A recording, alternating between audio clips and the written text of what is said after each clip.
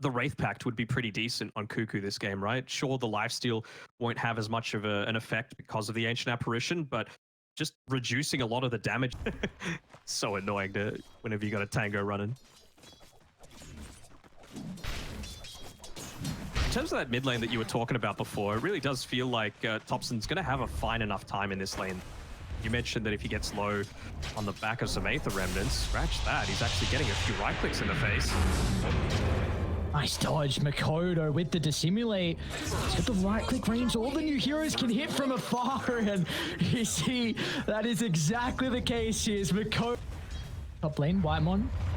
A bit of trouble here, KP, trampling all over the Dazzle. This is something you were mentioning, that Whitemon's going to have some issues with his positioning in this lane.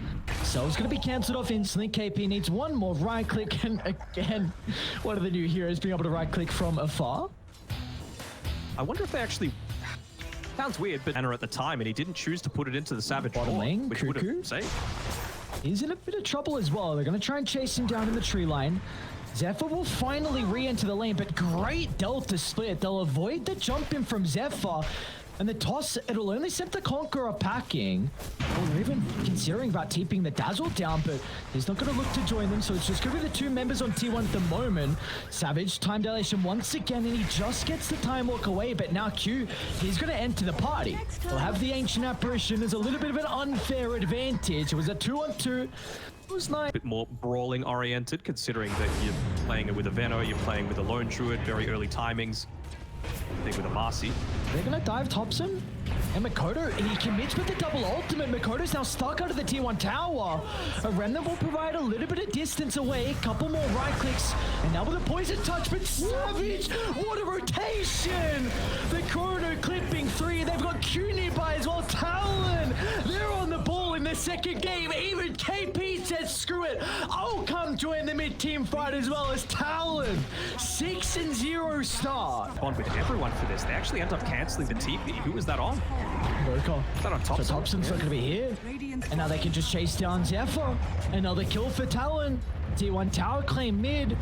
Uh-oh, this is not how the lane... Previously, it felt like Topson was doing all of the heavy lifting, but decent start here. We're going to look to try and run down the AA, and probably will. Houston have the TP, but wouldn't have been able to accomplish anything with it either. Backpack his earn like maybe a couple times and they make the mistake, then he'll be told to sell it. KP in trouble. Try onslaught away, but that will be stopped instantly from T1. A much early smoke coming through, just allowing Ana to finish off the Roche for themselves, maybe trying to catch them off guard. catch Makoto. The chain control has to be ever so perfect, and he's lost mana now, Makoto. Just still got enough to be able to get the Astral Step away. No way! Topson Invoker! What? Oh my lord! Read like a book. And they know where Savage is as well. Oh my lord, beautifully done from T1. You get Roche, you get a crazy... Well, I can verify a few of those stats. Top lane, Topson. Looks like they're going to be able to get the jump onto the Evoker. Zephyr's nearby to maybe get some bonus movement speed out. The Ice Blast will connect with the global potential thanks to Q. They're going to be able to bring down Topson's Invoker. Topson to take it. Maybe because he's not too close to the level 20 talent. That extra 80% chaos meteor damage is a lot. Mid lane. Ice Blast onto Ana. Makoto's going to be able to jump as well. Ana, he wasn't ready for it. An unsuspecting move from Talon, and they just blow up the lone druid. And that is as soon as Roshan spawns. Go right on in. They want to take away some of this vision, but Cuckoo is doing himself fairly well. They're going to jump in off high. Into the river. Look at the alacrity damage coming out from Zephyr, but the Chronosphere eclipse off to Topson. He's able to get the protection off. They don't have the damage at the moment thanks to the BKB. Let's see if Topson's going to be able to continue to run himself away. The respect coming out from Talon, they will not enter the high ground. Instead, they're going to deal with the heroes that are still caught outside of the river. Zephyr is able to jump on forward, but Cuckoo, he doesn't have this capability. They should be able to chase him down. The onslaught into the middle, but a perfect what a tornado. As Topson breaks the combination. As T1, they've successfully avoided that attempt. What a beautiful move from them. They dealt the split away. Topson back to the high ground. Cuckoo in the middle, just soaking up abilities. And now Ana's back alive to look to take this Roshan. By Spirit Bear. that shall not be named. They again can poke the bear. And then they need to protect him. They're going to do just that. The jump onto KP. KP's gone. He couldn't be KP. No opportunities now. Hyde, he's also getting chased down by the bear. Shan's going to be able to slow it down for the moment. The tier 3's already been melted. Zephyr is into the middle. The Enchantress posturing aggressively. Makoto's going to look to buy some time, but Savage to the back. Gets the Chrono onto 3. It's on the saving support as well. There's going to be no grave to keep them alive. As Savage, he can now turn to try and deal with Cuckoo. A force staff into the tree line, but it's not enough. As Savage now, he'll turn his attention towards the Lone Druid off the back of the respawn. Arna's got nothing to keep him healthy. As Talon, what an incredible high ground defense. They say, screw your age's advantage. We can fight into it even down KP. Deal with top lane a little bit on T1, especially Ice considering how Blast that last fight onto went. 3. Oh my lord. Okay, Makoto. Not gonna follow up. Has already used a couple of his abilities. Cuckoo's on the prowl though. T1 are gonna connect as well. Makoto's in a lot of trouble. They're gonna be able to capitalize. As Talon get a little bit too antsy, they feel like there was an opening for them to take a fight with that ward on the higher ground, and well, that'll result in Makoto going down. No glyph available, bro. They don't drop that and the pipe as these initiations are coming in on Savage, but They're gonna try and hide. Maybe with the damage coming through for the main ball as well, they'll secure the kill, but Savage, he gets a corner to force the cause. All the silence blocked as well. It'll click onto Arna. They haven't been able to blow anyone up throughout the ultimate, so maybe they're gonna be cautious here on Talon if they want to stick around. KP, a lot of damage out of the pulverize, gonna try and chase him down, but down to the south side. Thompson, let's secure the kill onto the support, but they're still gonna be cautious here. Thompson will be able to reposition thanks to the bonus movement speed. The Deafening Blast will push back the Faceless Void as well. Savage, he doesn't want to let them go for free. Another time walk on forward. I don't think he's going to be able to catch up. Are they considering this, Thompson? What shenanigans are you up to here? How can you pull out of the hat to try and kill off the Faceless Void? And well, he won't even stick around to make the attempt. it won't be quick enough. They won't be able to get that true map control, or maybe they will. I mean, Zephyr's backing him up just for the sidekick to be able to enable a little bit more of that burst damage, and play coming down here from Q, trying to delay things out as much as he can. Get a pick off on. Look at the instant TPs. Uh-oh. One, you gotta get out. And Zephyr's like, all right, my job's just to get the tier 3 tower. But Savage, his job is trying to catch up to the bear. Find a slow. He's gonna get the bash as well. The Savage. An instant joining onto the team fight, that'd be big. Playing around this double siege creep wave as well, but Talon not wanting to wait until it has enough time to have a true impact. High ground is KP. It's fine. Tactical. He's gonna walk on forward. The 4-star breaks the combo. Savage gonna try and catch up to Whitemon as well. Be able to get some distance away, but Cuckoo's the one that's in it.